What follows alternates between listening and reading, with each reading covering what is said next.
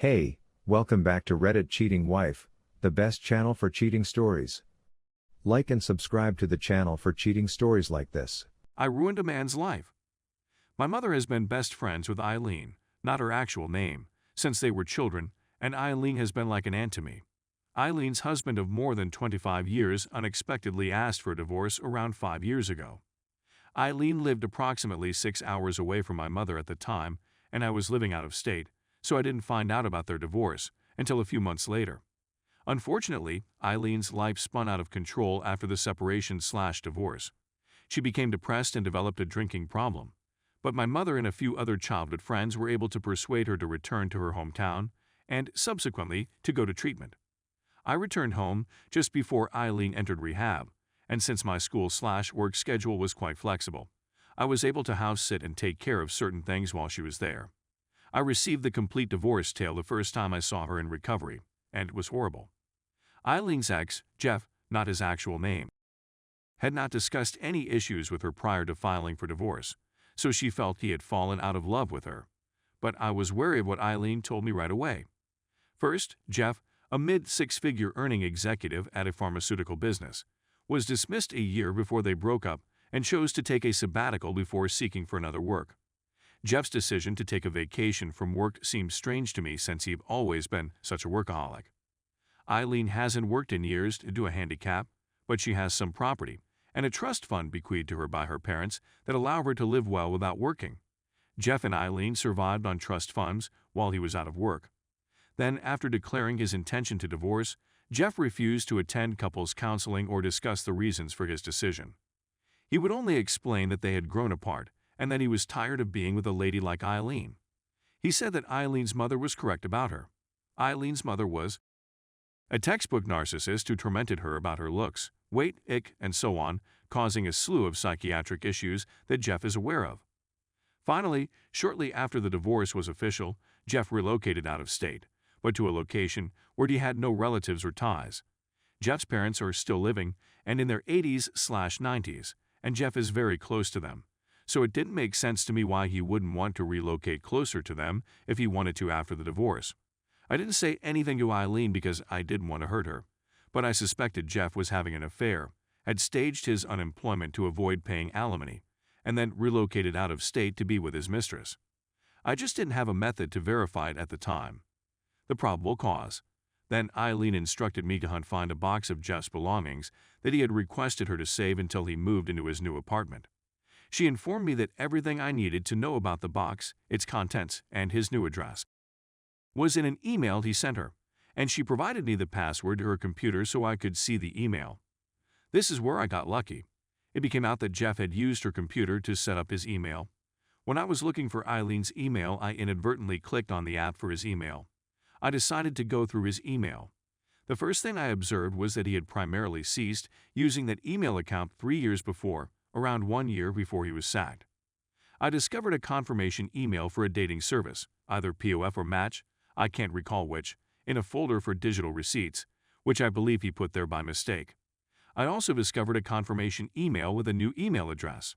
I began to piece together a hypothetical chronology of what occurred. I thought that Jeff began an affair approximately 3 years ago, and that soon after he chose to get a new email account to assist keep the affair hidden.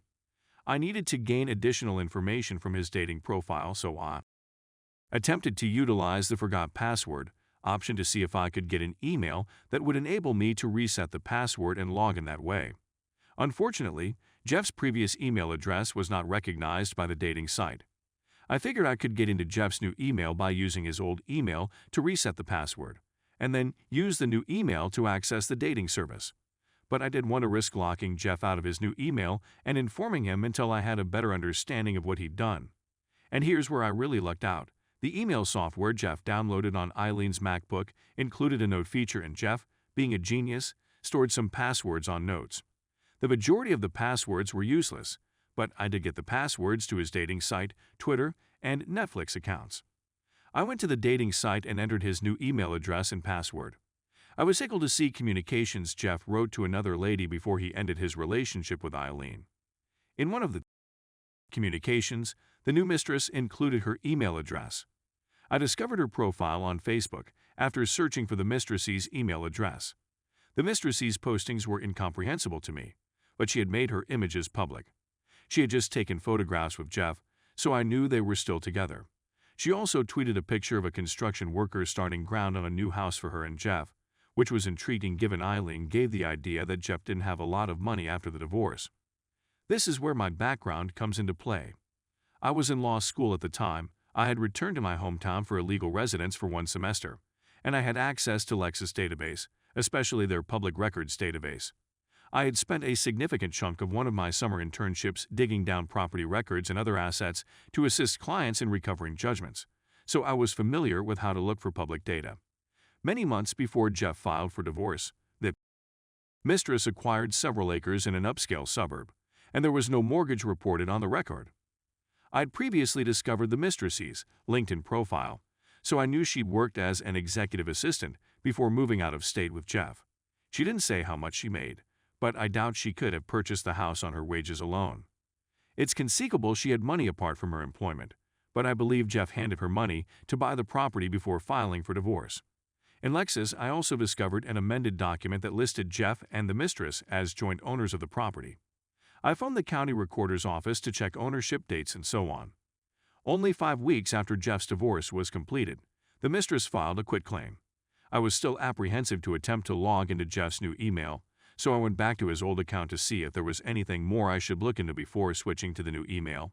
I didn't locate anything, but I did notice that some of the passwords in his notes were identical.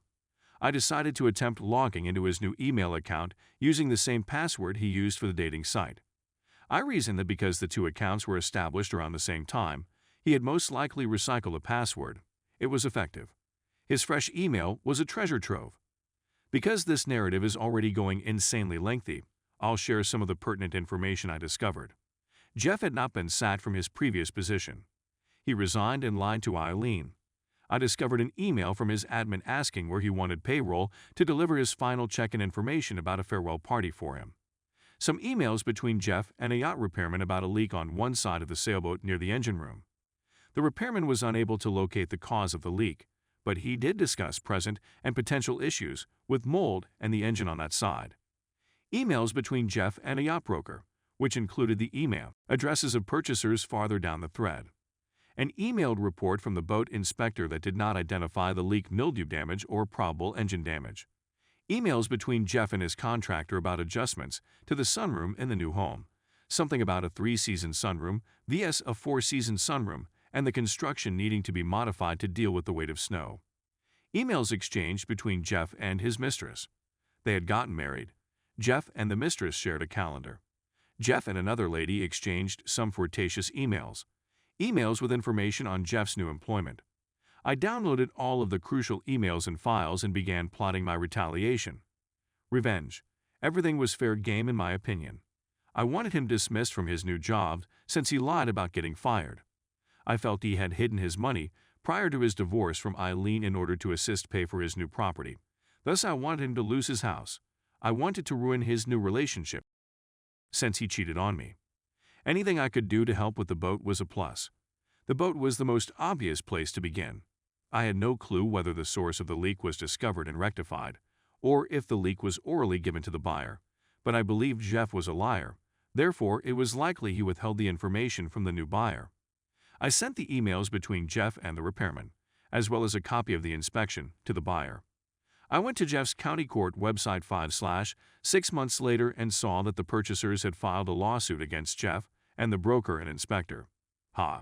I couldn't figure out how to seize or demolish Jeff's home, so I resorted to complaining to the county inspector's office about the sunroom not being up to code. This is what inspired me to make this essay since I just learned more about what transpired with the county inspectors. Keep in mind that I learned about this via a third party years later, so I don't know all the facts.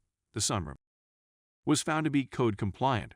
However, the inspector discovered a workshop/workroom linked to the unattached garage that was not shown on the original permit/plans.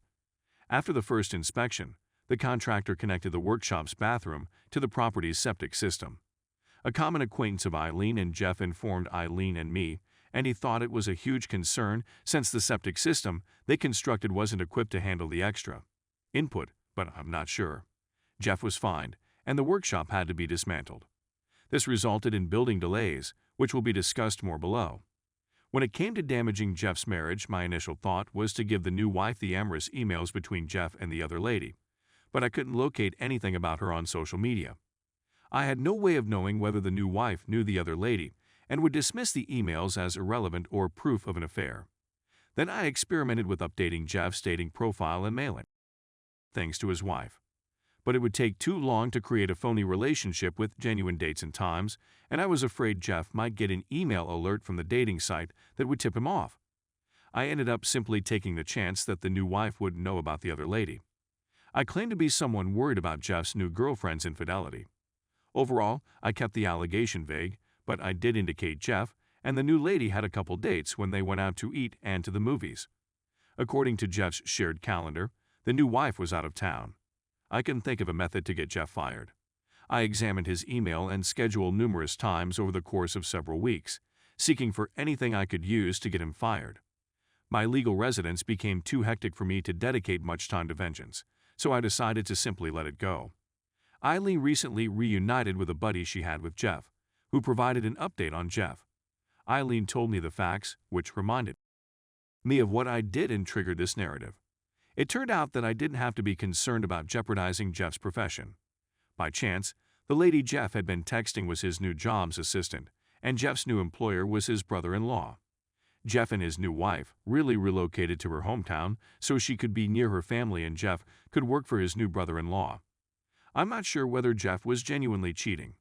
He assured the common acquaintance who passed this information on to Eileen that they weren't having an affair. It didn't matter to his new wife, though, because Sarah and Jeff met while Jeff was already married. She didn't have much faith in him. When I submitted the email about Jeff having an affair, she didn't trust Jeff's protestations. She requested a divorce, and Jeff's boss's brother-in-law dismissed him. And since the work was delayed, Jeff and his new wife had not even moved into their new home when they split. They had to sell it unfinished property, and Jeff suffered a significant financial damage as a result. Finally, they weren't part of my bigger retribution plot, but I'm a jerk, so I stole Jeff's belongings, mainly pictures, and tossed them away. I told Eileen that they must have gotten separated during the relocation. Jeff's email addresses were signed up for a slew of spam, newsletters, mailing lists, and so on. Removed his Netflix watch list, uploaded, retweeted, and liked a slew of porn on Twitter, and unfollowed all of the accounts he was following the end. I never informed Eileen what I did because I wanted her to have plausible deniability and didn't want to jeopardize her rehabilitation. She's not aware of the boat lawsuit or the Netflix/Twitter controversy, but she did find solace in his divorce and job loss. I would have probably let it all go if Jeff had just cheated since I had always admired him. I always assumed he was sweet, but I was clearly mistaken. Nice individuals don't use childhood maltreatment as a weapon to emotionally torture their wife. Jeff, in my opinion, deserved all I did to him.